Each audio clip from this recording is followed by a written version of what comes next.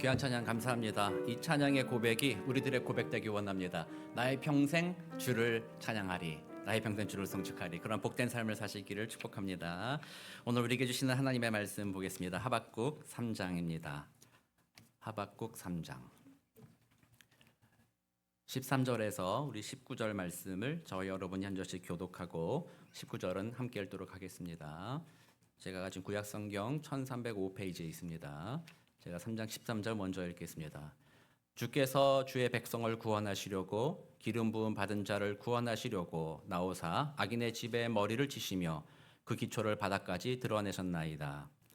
그들이 회오리 바람처럼 이르러 나를 흩으려 하며 가만히 가난한 자 삼키기를 즐거워하나 오직 주께서 그들의 전사의 머리를 그들의 창으로 찌르셨나이다. 주께서 말을 타시고 바다 곧 큰 물의 파도를 밟으셨나이다. 내가 들었으므로 내 창자가 흔들렸고 그 목소리로 말미암아 내 입술이 떨렸도다. 무리가 우리를 치러 올라오는 환난 날을 내가 기다림으로 썩이는 것이 내 뼈에 들어왔으며 내 몸은 내 처소에서 떨리는도다. 비록 무화과 나무가 무성하지 못하며 포도나무에 열매가 없으며 감람나무에 소출이 없으며 밭에 먹을 것이 없으며 우리의 양이 없으며 외양간에 소가 없을지라도 나는 여호와로 말미암아 즐거워하며 나의 구원의 하나님으로 말미암아 기뻐하리로다. 함께 읽겠습니다. 주 여호와는 나의 힘이시라. 나의 발을 사슴과 같게 하사 나를 나의 높은 곳으로 다니게 하시리로다. 이 노래는 지휘하는 사람을 위하여 내 수금에 맞춘 것이니라. 아멘. 복음의 능력 시리즈 설교를 계속 하고 있습니다. 복음은 반복해서 말씀드리지만 단지 예수 믿고 천국 가는 정도 수준으로 끝나는 소식은 아니다라는 것이죠. 그 복음은 날마다 우리에게 선포되어야 하고 그 복음은 날마다 우리를 붙들고 우리를 살리고 우리를 새롭게 하는 하나님의 능력이 된다. 우리는 이것을 고백하는 자들이죠. 그래서 지난 한 주간 여러분들 스스로에게 그 복음을 좀 선포하며 한 주를 지내 보셨어요? 주님이 날 위해 하신 일을 선포하면서 나는 주님 앞에 귀한 존재다라는 것을 기억하는 것이죠. 지난주에는 그 복음의 능력이 우리가 죄를 이기게 만든다 했고 또 그 복음의 능력이 우리의 수치를 씻어준다고 말씀을 나눴죠. 복음의 능력이 우리를 귀중한 존재로 만들어 주셨다라는 거죠. 천하보다 귀한 존재로 우리를 만드셨다. 하나님의 자녀가 되게 해주셨다. 얼마나 귀합니까? 세상 속에서 우리는 날마다 우리의 무가치함 공격받잖아요. 그렇지만 하나님 안에서 천하보다 귀하다. 이것을 우리가 누리면서 그 복음 안에 여러분들의 자존감이 회복되어지고 복음 안에 진정한 평화를 누리시게 되기를 우리 주 예수 그리스도의 이름으로 축복합니다. 오늘은 이제 복음의 능력 세 번째 날로서 절망과 두려움을 이기는 능력이라는 주제로 여러분들과 좀 말씀을 나누려고 해요. 오늘 본문의 제목을 보면 절망과 두려움을 이기는 능력이라고 했습니다. 절망과 두려움이 없는 능력이 아닙니다. 우리에게는 절망과 두려움이라는 것이 늘 찾아오게 되는 것이죠. 인생을 살아가다 보면 아무리 믿음이 좋다 할지라도 상황과 환경 속에 절망할 때가 있고 두려워할 때가 있는 것 아닙니까? 여기 계신 분들 이민사회에 이렇게 살면서 그런 시간들을 안 겪어보신 분들이 없으실 거라 생각합니다. 참 두렵고 막막하고 무엇을 할 수 있을까 걱정되고 그런 순간들을 우리가 다 지나온 적이 있잖아요. 그런 고난 중에 있는 이들에게 함부로 우리가 아니 예수 믿는다면서 뭘 절망합니까? 예수 믿는다면서 뭘 두려워합니까? 어떻게 우리가 그렇게 함부로 말할 수가 있겠습니까? 우리가 당해 보건 절망과 두려움의 순간들을 생각해 본다면 그런 말들이 전혀 우리에게는 위로가 되지 못하고 어쩌면 그런 말들이 우리들의 마음에는 더 깊은 상처를 남기는 것들을 우리는 경험하기도 했습니다. 그러므로 하나님은 그런 우리들을 알고 계시는 것입니다. 그래서 하나님은 절망과 두려움을 없애라고 하지 않으셨습니다. 하나님은 그 절망과 두려움을 이기게 만들어 주신다는 것이죠. 오늘 본문에 나오는 하박국이라는 인물도 참 독특한 인물이긴 합니다. 이 사람에 대해서는 정확하게는 알지 못해요. 그 하박국서 자체에서 자기가 누구고 누구의 아들이고 무슨 일을 했는지를 기록하지 않았기 때문에 잘 모릅니다. 그러나 그 내용을 가만히 살펴보았을 때 이 하박국이라는 인물도 유대 사회에서의 지도자 지위에 있는 사람이다라는 것을 유추해 볼 수가 있어요. 그래서 그는 많은 학자들은 성전에서 일하던 어떤 사람이었다라고 이렇게 이야기하기도 합니다. 그렇게 볼 때 다른 사람들에 비해서 진지하게 하나님을 믿었고 진지하게 삶을 고민했던 사람이 하박국이라는 인물이거든요. 그래서 이 사람은 선지자로서 다른 유대인들보다 더 종교심이 있었고 더 하나님을 신뢰했던 그런 사람이었습니다. 그러나 이 하박국도 오늘 우리가 읽은 찬양을 보면 16절에 보면 이렇게 고백합니다. 내가 들었으므로 내 창자가 흔들렸고 그 목소리로 말미암아 내 입술이 떨렸도다. 무리가 우리를 치러 올라오는 환난 날을 내가 기다림으로 썩이는 것이 내 뼈에 들어왔으며 내 몸은 내 처소에서 떨리는도다. 그가 이렇게 고백하는 이유는 하나님께서 바벨론을 통해서 이스라엘을 심판하실 것이라는 그 이야기를 들었기 때문입니다. 남유다 예루살렘 성이 바벨론에 의해서 무너지게 될 것이다. 그들이 올라와서 모든 것을 빼앗아가게 될 것이다. 그 이야기를 들었을 때 그의 마음은 두려움에 사로잡혔던 것이죠. 보통 두려움이 아닙니다. 오늘 표현을 들어보면요. 창자가 흔들렸다. 입술이 떨렸다. 오늘날 우리로 치면 어떻습니까? 손이 떨리는 거 있잖아요. 여러분들은 그런 경험을 해보신 적이 있으신지는 모르겠습니다. 내가 예상했던 것과 전혀 달라서 삶이 무너져 내렸을 때 당장 내일 내가 뭘 할 수 있을까? 그거 생각했을 때 손이 떨리는 그런 경험들, 막 몸이 떨리는 그런 경험들, 완전히 삶이 무너진 것과 같은 그런 경험들. 아마 이 하박국도 그런 두려움 속에서 육신까지도 두려움에 떠는 그런 깊은 절망, 거기에 빠져 있었던 모습을 오늘 표현하고 있는 것이죠. 그래서 환경을 바라보니 내가 망하게 되었구나 생각해보니 두려움이 가득 사로잡혔던 것이죠. 그런데 그 다음 구절 17절을 보면 그는 또 이렇게 표현합니다. 비록 무화과 나무가 무성하지 못하며 포도나무에 열매가 없으며 감람나무에 소출이 없으며 밭에 먹을 것이 없으며 우리의 양이 없으며 외양간에 소가 없을지라도 나는 여호와로 말미암아 즐거워하며 나의 구원의 하나님으로 말미암아 기뻐하리로다. 사실 요 16절에서 17절로 넘어갈 때 그 순간에 하박국의 마음에는 무언가 변화가 일어나 있는 것을 알 수가 있습니다. 상황과 환경이 어려워서 두렵고 떨렸던 16절에서부터 17절로 넘어갔을 때에는 여전히 상황은 바뀌지 않죠. 어떻게 보면 더 우울해집니다. 그가 표현한 이 모든 내용들은 당시로 치면 포도나무와 무화과 나무는 기쁨을 주는 것이죠. 기쁨이 사라졌다는 것이죠. 감람나무는 올리브나무입니다. 올리브유를 줘서 그것으로 소출을 삼아서 필요한 것을 구입할 수 있는 그게 없어졌다는 거죠. 밭의 소출은 오늘 내가 먹을 양식이 없다는 것이고 양과 소가 없다는 것은 미래가 없다는 것과 마찬가지인 것이죠. 지금 그렇게 상황이 더 악화되었음에도 불구하고 그는 두려워 손을 떨고 벌벌 떠는 것으로 끝나지 않고 오히려 그 마음이 기뻐하고 즐거워한다라고 이렇게 이야기하고 있는 것이죠. 오늘날로 표현해 보면 우리들에게도 그런 고난이 다가온다라는 거죠. 먹을 것이 사라졌다는 거죠. 냉장고 문을 열었는데 텅텅 비어 있더라. 은행 계좌를 열었는데 내가 생각했던 것보다 잔액이 얼마 남지 않았더라. 미래에 대한 어떤 안전한 것이 사라지고 기쁨의 근거가 사라지고 삶의 기반이 무너졌더라. 건강을 잃을까 봐 두렵고 사람을 잃을까 봐 두렵고 인정받던 그 자리, 내가 지키고 있던 그 자리를 잃어버릴까가 두려운 그런 상황을 오늘 하박국이 언급하고 있는 것이죠.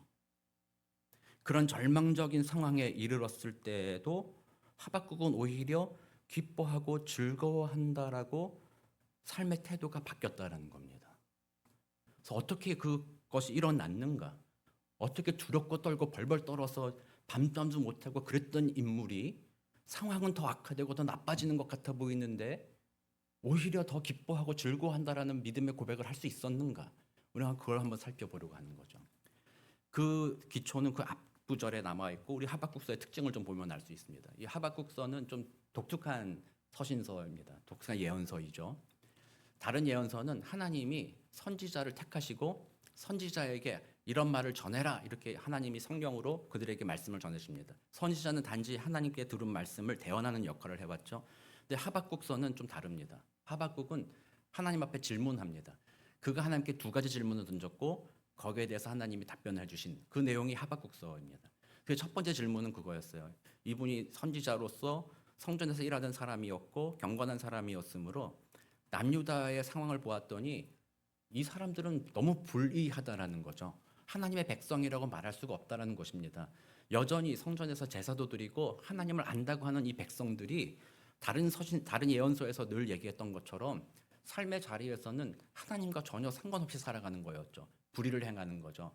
거짓을 행하고 약한 자의 것을 빼앗고 또 심지어는 이방 민족이 섬기던 우상들까지도 들여와서 자신의 육신의 편안함, 육신적 성공을 위해서 우상을 섬기는 그런 모습을 보면서 하박국이 말합니다. 아니 하나님, 우리는 하나님의 백성들 아닙니까? 그런데 이렇게 하나님 앞에 불의하게 행하며 윤리적으로 타락하고 종교적으로 타락한 이 세대를 하나님 왜 가만 내두시는 것입니까? 라고 하는 것이 첫 번째 질문이었어요. 그 질문에 대해서 하나님이 하시는 말씀은 내가 가만두지 않겠다였습니다. 내가 바벨론으로서 그를 심판할 것이다, 이렇게 얘기하셨어요. 그때 하박국이 두 번째 질문을 던집니다. 하나님, 그게 맞습니까? 라고 질문하는 거죠. 아무리 우리가 좀 잘못했어도 하나님이 직접 징계하셔야지, 우리보다 더 악한 저 바벨론이라는 인간들을 통해서 우리를 징계하신다는 게 맞습니까? 악인이 징계의 도구로 쓰인다는 것은 맞지 않는 것 같은데 하나님, 그게 무슨 말입니까? 라고 두 번째 질문을 합니다. 그때 하나님이 말씀하십니다. 내가 그 악인을 들어서 사용할 거다. 그러나 그 악인도 결국에는 심판을 받을 거다라고 답변합니다. 하나님의 이 답변 속에는 그게 들어있습니다. 모든 삶의 인간의 역사는 내가 섭리로 다스리고 있다라는 겁니다. 내가 모든 것을 이끌고 있다라는 것을 너는 인정해라라는 것이 바로 하나님의 답변이었습니다. 사실 그 답변은 욥기와 마찬가지였죠. 욥도 질문했죠. 내가 무슨 잘못했습니까? 내가 뭘 잘못했길래 이런 엄청난 형벌을 받습니까? 라고 얘기했을 때 하나님이 그에게 답변하셨습니다. 네가 어찌 나와 변론하겠느냐라고 말하는 거죠. 나는 하나님이다 라고 말씀하셨을 때 욥이 깨달았고 하박국이 깨달은 것은 그거였습니다. 하나님은 하나님이시다. 그리고 그 하나님이 자신의 뜻 가운데 섭리로 다스리고 계시다는 것을 깨달았고, 그래서 그 하나님은 위대하시다는 것을 깨달았어요. 그리고 동시에 그 위대한 하나님이 다시 일으켜 세우신다라는 그 약속, 그 하나님이 우리에게 사랑을 베푸신다라는 그 약속, 그것을 붙들었다라는 거죠. 하나님의 위대하심과 그 위대하신 하나님이 나를 사랑하신다 라는 것을 그 답변을 통해서 깨달은 것입니다. 그리고 그 하나님 앞에서 잠잠하며 그 하나님을 찬양하게 되는 것이죠. 다시 말하면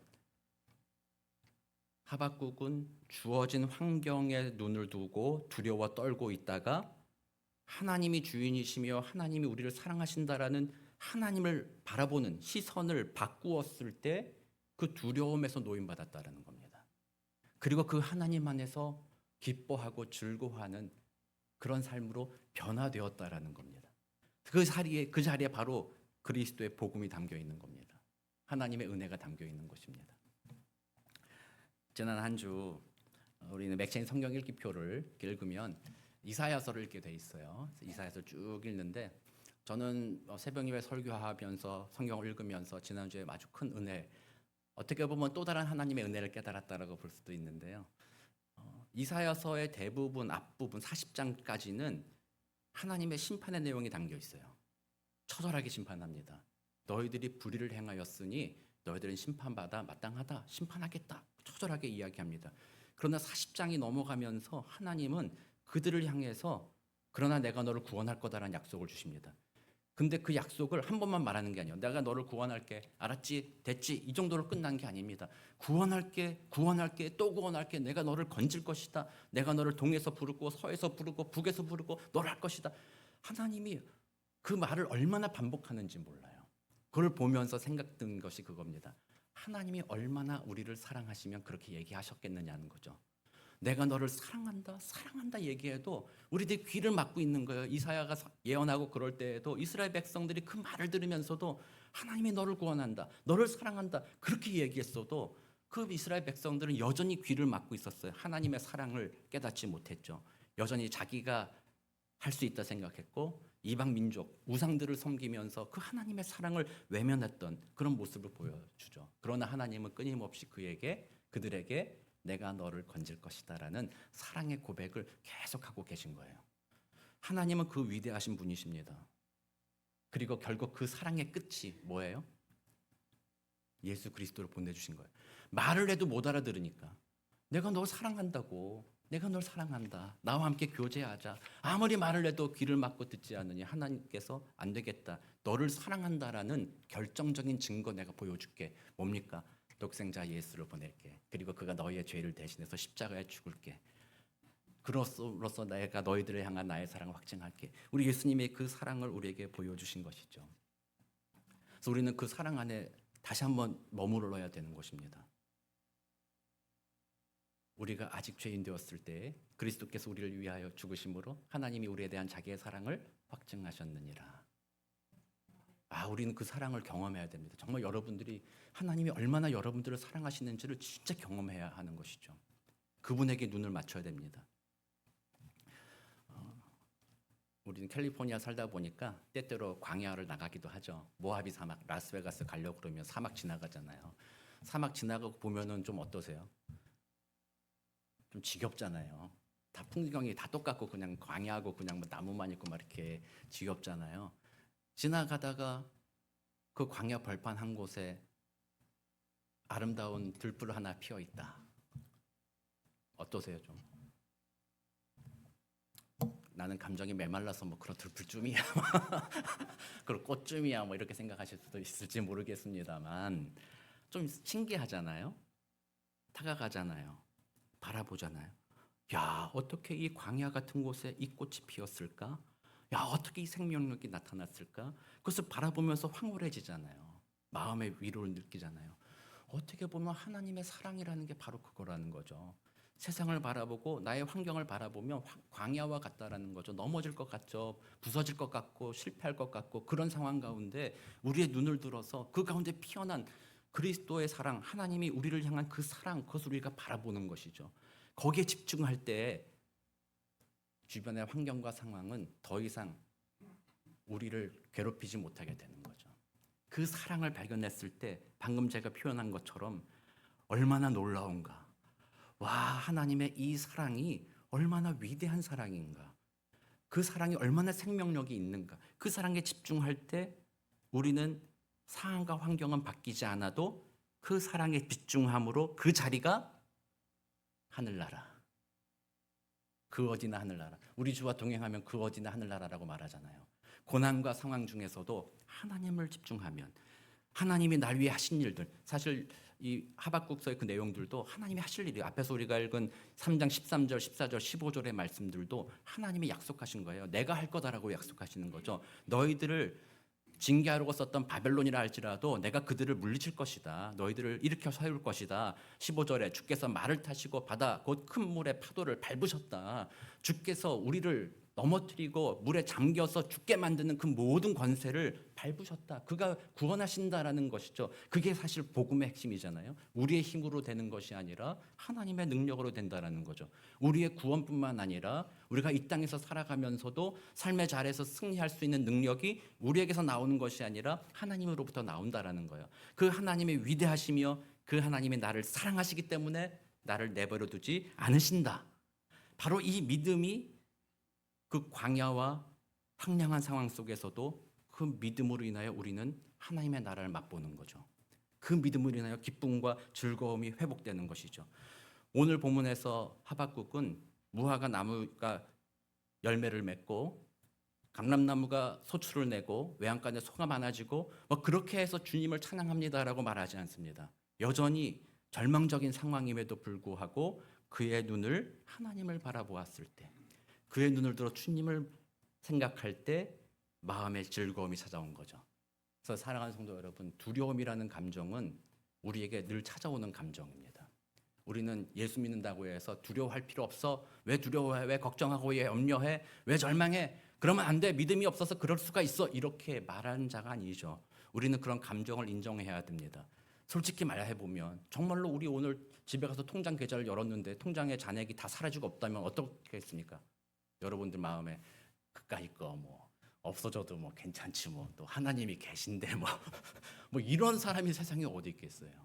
내가 생각했던 것만큼 뭐가 이루어지지 않을 때 두려움의 마음이 드는 것 당연한 것이죠. 그것은 감정의 문제입니다. 그 감정을 우리는 하나님을 인정해 주시는 거죠. 하박국이 고백했던 것처럼 하나님, 나는 두렵습니다. 하나님, 이 상황이 절망스럽습니다 라는 그 감정의 고백은 우리는 할 수 있다라는 거죠. 그러나 하나님의 은혜는 하나님의 명령이기도 한데 그 복음의 능력은요. 그 감정에 휘둘리지 말라는 겁니다. 그 감정에 휘둘려서 너의 삶을 망치지 말아라는 것이죠. 그게 하나님의 능력이요. 감정 가운데 다시 일어나게 만든다라는 거예요. 심리학에서도 그런 얘기합니다. 많은 사람들이 감정으로 인해서 삶을 망친다라는 거예요. 주어지는 자극은 어쩔 수가 없어요. 자극에 대한 반응은 인간이기 때문에 당연히 있게 되겠죠. 기분 나쁜 일을 당하게 되면 식당에서 우리가 마땅히 대접받아야 되는데 나를 막 무시한다거나 내가 먼저 왔는데 나보다 늦게 온 테이블이 있는데 밥을 저기를 먼저 준다거나 기분 나쁜 거 있잖아요. 그런 감정은 자극에 대한 반응이라는 거죠. 당연히 생긴다라는 거죠. 그런데 문제는 그 감정 때문에 함부로 행동한다라는 거예요. 기분 나빠가지고 서빙하신 분한테 막 따지고 막 심하게 얘기하고 막 그렇게 얘기하고 나면은 마음이 좀 어때요? 마음이 후련하세요 아주? 안 그렇잖아요. 그래도 기분 나쁘잖아요. 감정에 휩쓸려서 자칫 잘못하면 나를 망칠 수도 있고 관계를 망칠 수도 있고 뭔가 뒷맛이 나빠진다라는 거예요. 그래서 심리학에서도 얘기하는 게 그거예요. 건강한 사람은 누구냐? 감정을 느끼지 않는 사람이 아니라 감정을 다스릴 줄 아는 사람이라고 얘기하는 거예요. 그리스도인은 성경은 이미 그 얘기를 하고 있는 겁니다. 아니 이 하박국서 보세요. 이게 언제적 쓰여진 얘기예요. 이게 2000년, 3000년 된 얘기잖아요. 그 오래된 이야기인데 요즘 심리학자들이 인간이란 이런 거야. 감정을 다스려야 돼. 이 얘기를 하고 있는데 이미 얘기하고 있는 거예요. 우리들의 감정은 두렵고 절망스러운 감정을 느낄 수 있습니다만 그때 우리들은 하나님을 바라보는 거죠. 감정에 휩쓸리지 않고 감정대로 행동하지 않고 하나님을 바라봅니다. 그 하나님이 이 모든 것을 다스리고 계시는구나라고 그 하나님이 일하실 것이구나. 하나님이 이 불의한 사태를 하나님이 정의롭게 회복시키실 능력이 하나님께 있구나라고 그 하나님을 바라보는 것이죠. 그렇게 주님께 우리의 시각을 돌렸을 때 그때 우리는 마음의 평화를 누립니다. 마음의 기쁨을 누릴 수 있게 되는 것이죠. 복음의 능력은 바로 그겁니다. 여러분들도 이번 일주일 동안에도 분노하는 상황들이 분명 있을 것입니다. 또는 절망적인 상황, 두려움이 다가오는 상황이 여러분들께 있을 수도 있습니다. 그때 거기에 너무 매어 달리지 말라는 겁니다. 그때가 바로 주님을 바라볼 때라는 거죠. 하나님께 나아갈 때라는 거죠. 하나님 도와주십시오. 내가 하나님을 신뢰하겠습니다. 그때 그 하나님의 복음의 사랑, 복음의 능력이란 나를 얼마나 사랑하시는지 주님의 사랑을 다시 기억하는 것이죠. 주님이 말씀합니다. 너는 너가 생각하는 것보다 더 귀하다. 하나님이 말씀하세요. 우리가 나를 생각하는 것보다 하나님은 나를 더 귀하게 여기신다라는 거예요. 그러니 그렇게 귀한 너를, 천하보다 귀한 너를 내가 돈 때문에 너 망치겠느냐? 세상에 어떤 걸로 널 망치겠느냐?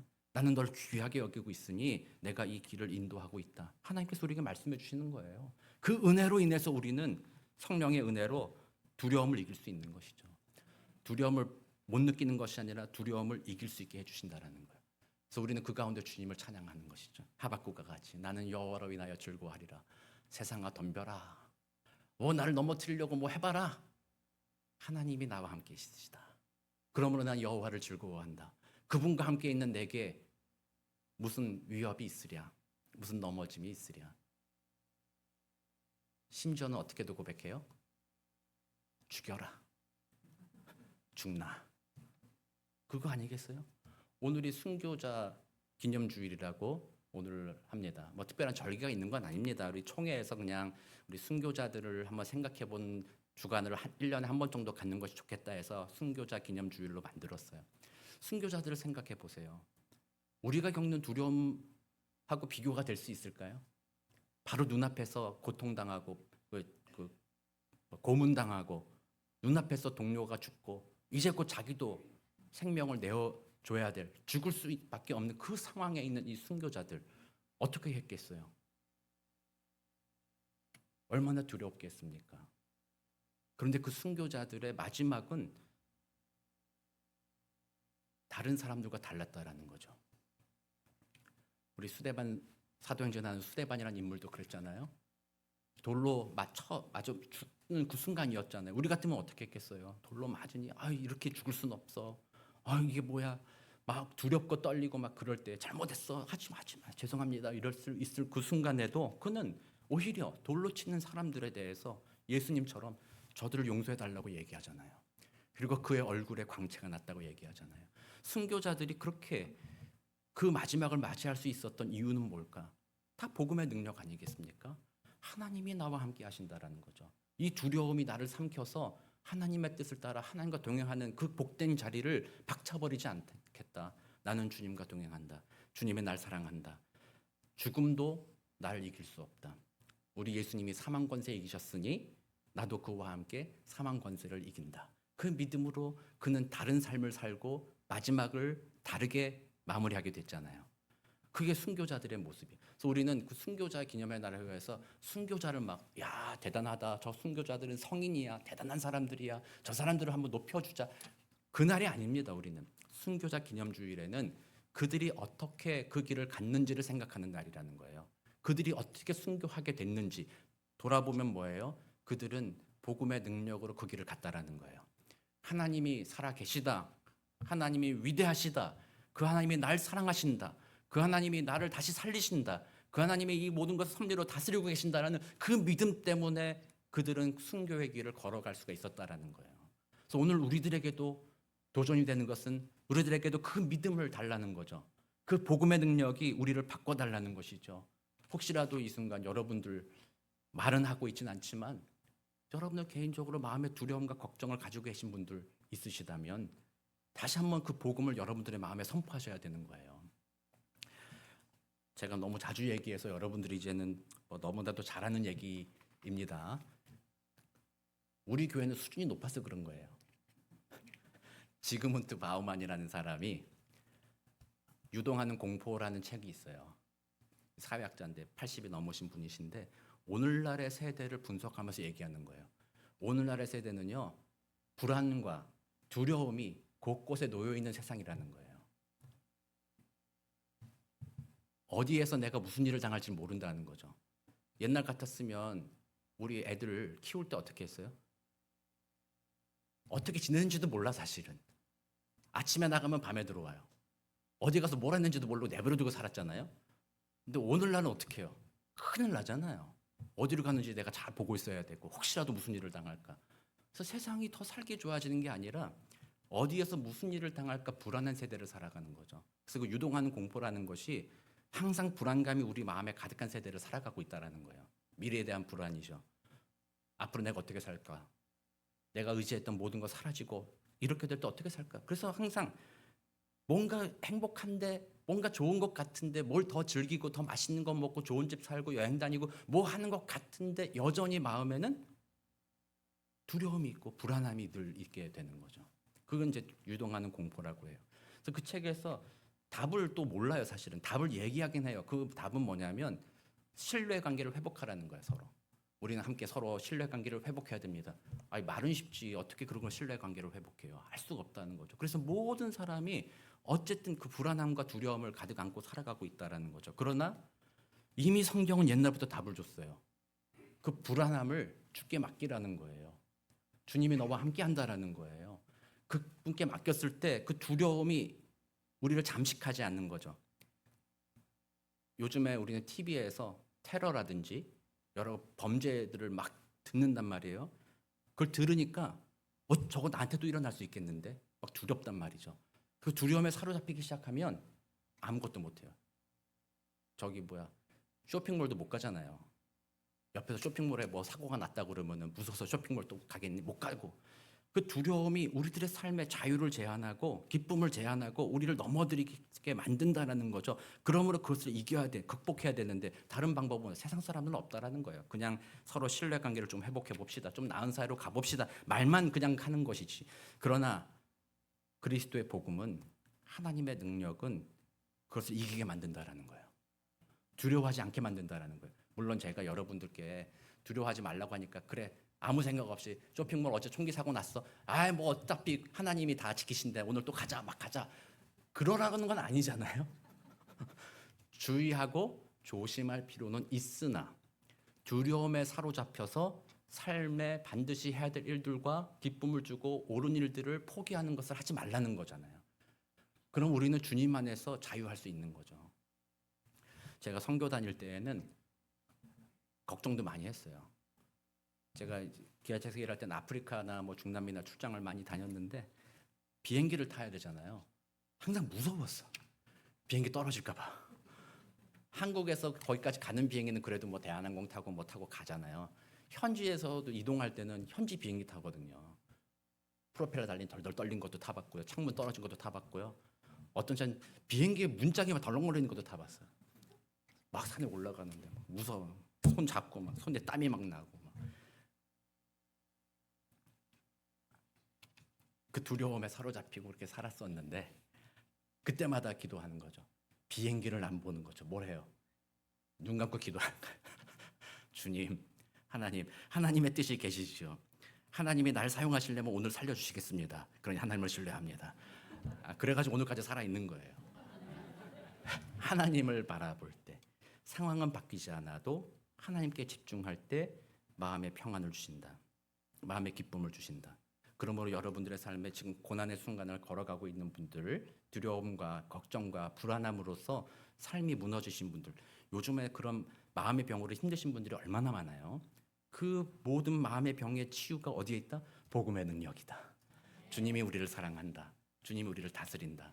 주님이 우리를 어떻게 사랑하냐? 독생자 예수 그리스도를 죽이기까지 우리를 그렇게 사랑한다. 그것을 날마다 우리에게 선포할 때 우리는 그 모든 두려움 가운데 노임받게 되는 거죠. 소망을 품고 기쁨으로 걸어가게 되는 거죠. 또 오늘 보면 마지막에서는 그것이 복음이 단지 우리의 마음에 위로만 준다. 두려움 없애줬어. 기쁘게 해줬어. 그냥 끝. 그게 아니라는 거예요. 그거는 아무것도 아니잖아요. 그 두려움에서 벗어나게 한 다음 오늘 19절에 보면 주 여호와는 나의 힘이시라 나의 발을 사슴과 같게 하사 나를 나의 높은 곳으로 다니게 하시리로다 라고 이렇게 이야기합니다. 불안한 마음을 덜어버리고 기쁘고 찬양하고 머물러 있는 것이 아니라 그 상황과 환경 가운데에서도 하나님이 새 힘을 주셔서 주님이 인도하시는 대로 길을 걸어간다라는 거예요. 다시 일어나서 내가 해야 될 일들을 높은 길, 위태롭고 불안해 보이는 길이라 할지라도 사슴의 발과 같이 하나님이 지켜주실 것이라는 믿음을 가지고 그 길을 걸어간다라는 거예요. 그게 복음의 능력이에요. 복음의 능력은 우리의 마음을 바꾸고 우리의 마음에 기쁨을 주고 거기에 멈추지 않고 우리의 삶을 바꾸며 삶을 살아갈 수 있는 능력을 다시 부어주는 것이 복음의 능력이에요. 그리고 그 하나님의 인도하심에 따라 저는 높은 곳을 걷는다라는 것을 전 이렇게도 이해할 수 있을 것 같아요. 많은 사람들이 보게 된다라는 거죠. 저 사람은 하나님이 인도하시는 사람이구나. 많은 사람들이 두려움에 사로잡혀 삶이 무너지고 머무르고 잘못된 방향으로 세상에 원하는 방향으로 걸어가지만 저 사람은 하나님 안에서 기뻐하며 하나님이 기뻐하시는 저 올바른 길을 걸어가는구나. 하나님께서 우리를 통해서 세상에 자신을 증거하시는 것이라는 거예요. 그래서 오늘 우리들은 복음의 능력 세 번째 날인데 절망과 두려움을 이기는 것에 멈추지 않습니다. 우리는 주님 안에서 기뻐합니다. 그리고 그 기쁨 가지고 오늘 우리는 앞으로 다가올 어떤 상황에도 좌로나 우로나 치우치지 아니하고 하나님의 말씀을 듣고 용기를 내어서 그 길을 걸어가는 것이죠. 그래서 세상 속에 어떤 사람들보다 더 탁월한 삶, 하나님이 주신 기쁨과 은혜를 나누는 복된 삶, 하나님을 증거하는 복된 삶을 살아가도록 우리 주님이 인도하신다라는 것이죠. 그래서 이번 한 주간 우리 교회 여러분들이 그 복음의 능력으로 승리하기 원합니다. 다시 한번 이번 한 주가 훈련하는 겁니다. 자신에게 선포하세요. 주님이 날 사랑하십니다. 주님이 나를 위하여 예수 그리스도를 보내셨습니다. 세상에 어떤 것도 나를 해할 수 없습니다. 주님 안에 나는 존귀한 존재입니다. 그 믿음으로 여러분 선포하시며 한 주간 승리하게 되시는 복된 저와 여러분 되시기를 우리 구주 예수 그리스도 이름으로 축복합니다. 기도하겠습니다. 사랑과 은혜가 많으신 하나님 감사합니다. 오늘날 우리들의 삶의 환경을 돌아보니 늘 불안합니다. 두려움과 절망이 우리를 사로잡을 때도 많음을 주께 고백합니다. 이 모든 것 아시는 하나님, 우리들의 마음에 찾아와 주셔서 우리들의 눈을 하나님께 고정하게 하옵소서. 우리를 사랑하시고 우리를 구원하실 능력이 있으신 그 좋으신 하나님께 우리들의 시선을 고정할 때 마음의 두려움을 다스리게 하시고 주님이신 능력으로 주님의 기뻐하신 새 길을 향하여 담대하게 걸어나가는 우리 모두가 되도록 주님 은혜 더하여 주옵소서. 감사드리며 살아계신 우리 구주 예수 그리스도의 이름으로 기도드립니다. 아멘.